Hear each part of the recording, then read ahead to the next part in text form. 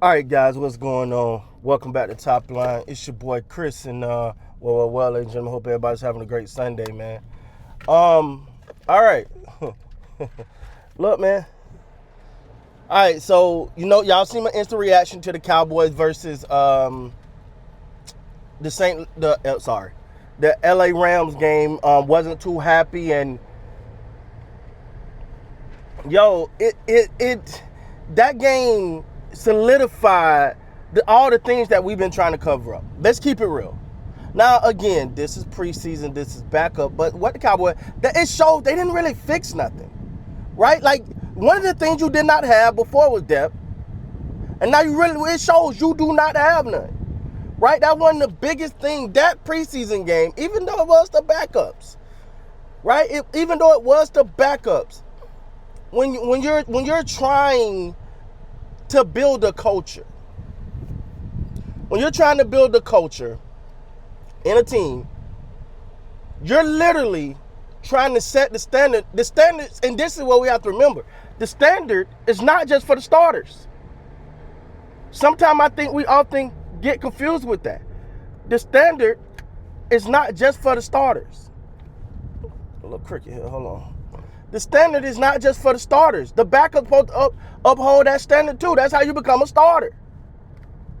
And some of those guys on the field, we will see. Now, Louis Fowl, I think that's how you pronounce his name. I thought he had a pretty good game. He was active. He was all over the where, everywhere. Marquise Bell still looked like the guy that we didn't want playing, right? He's still like an easy target for the backup. And remember, this guy was a starter for us. So you came into the season saying, dang, hopefully we get some depth, right? We know we needed depth. Okay, cool. You look at the offensive line, you go, whoo, we got some inexperience on that offensive line, but maybe I don't feel happy with the offensive line. I don't feel like we got no depth. Feel like the running back was just running with their head down. I don't know. Close your eyes and run forward. I don't know what that was. Bass should just, I don't know. That boy was so bad to me yesterday. I don't know if anybody watched him like that, but, and I'm talking about I know he's on the front, he's on the O-line. I'm not sure exactly where he plays. But he had a couple, and again, I'm watching him while doing the live, so I'm watching him like out in space one time they shot up a screen and he completely just whiffed on that. It was like, okay, I'm not doing this. And then we got to go to Joe Milton, all right? We can't let that go. Because I know I'm not the only one that was hearing how he been killing it in practice. He was like, that was like, whoo, boy, he can throw that thing. You know what that remind me of? I'm going to say it. You know what that remind me of? Remember Tyler Guyton?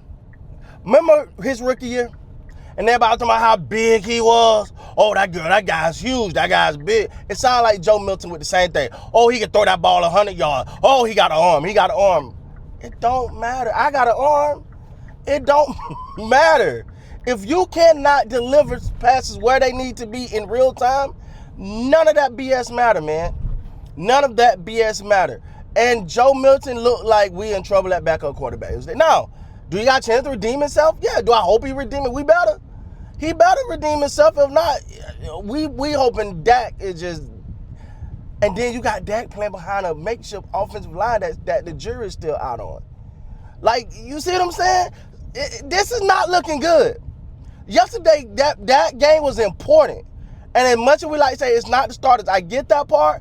But you're looking at this going, is it someone, because really on that offensive line, you're saying, oh, is it someone that, let's say the rookie don't get off to a good start. Are you putting any of them guys in? Yeah, I don't think so. Let's say, God forbid, let's say CeeDee Lamb or Pickens don't get off to a good start or unfortunately have an injury, because you're not going to bench them, but they have an injury. I mean, Flournoy had a couple plays. We still banging on Tolbert. Like, everything that we was nervous about showed up. Guys so out of position. I felt like, what's the boy name was? Bennett? Was it Bennett? Was that his name? Felt like he was just out there just throwing in. He was just out there just playing pitch and catch a lot of the time. Guys were so out of position. It was like, yo, this got the remnants of freaking that horrible year we had on defense. Now, people, again, these were backups. They were not starters. I get all of that. But the scheme is the same. And I've been quiet about something because I'm not going to lie to y'all. Brian Schottenheimer won me over with the motivation, saying the right things, preaching the right things. I was like, okay, he is winning April, May, June, July. He is winning. Okay, there we go. But boy, look at him. It just didn't click. Again, I'm going to say it for the 9th time in this damn video because somebody going to jump in there and say it. These are backups. I get it. But your identity is supposed to be shown. So let me ask you something. I said this in my video last night. Was it not preseason for the Rams? Because they didn't have as many flaws as we had. It looked like a team that was a little rusty that got to start to figure this thing out and kind of.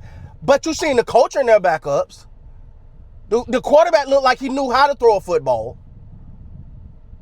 So the Cowboys ain't the only one with preseason. This looked crazy, like just off. And it goes back to what I was saying before I bought into Brian Schottenheimer, and I'm not dissing him yet. But we didn't put together this all-star coaching staff either. We pretty much brought a different variation of the Bears, who, if I'm not mistaken, were 26 in the league last year. Like, we kind of brought in a makeshift Bears coaching staff over here and thinking that it's going to be, and we're hoping that they, like, we're putting a lot of hope in people that have never done shit. Let's keep it real. As a team, as a fan base, we're putting a lot of hope in a bunch of people that have never done shit. Brian Schottenheimer, sound good? Never done shit. That coaching staff, sound good? Never done shit. So what happens is what I think is going on is people saying, oh, that coaching staff, but they didn't have the team of the Cowboys. See, in somewhere in our minds, we think because it's the Cowboys that this staff is just upgraded so much on defense. Like, they got such better players. Don't get me wrong, Michael's a beast if he's even going to be there. Trayvon Diggs is a good cornerback if he's even motivated at this point. He got his money and you didn't disrespect the hell out of him. So you might get a worse version of Diggs, and he already got his money. Who else on that defense that you just ran and raving about? D-Law, but he's gone. The linebacker core, you think is improved? We hoping? That's it. Like, it's not like this coaching staff that was at the Bears that was 26 is now walking into some golden age defense. This ain't the Bucks of 2000 that they're walking into. So they've not really done ish. And now you're trying to put them with a defense that was last year. Now you can say injury. But yeah, like I just, you know what I'm saying? Like, I don't see it, man. So the moral of this story, ladies and gentlemen, yesterday was scary as hell. And even though it was backup, it was scary because you did not see a change in mentality. What have we always known the Cowboys to do? Start off slow and do a fake comeback. Like and put some on the board so you say that it ain't that bad. What did we see yesterday, ladies and gentlemen? With that being said, guys, please like, comment, subscribe to the channel. Until next time, man, you guys be great.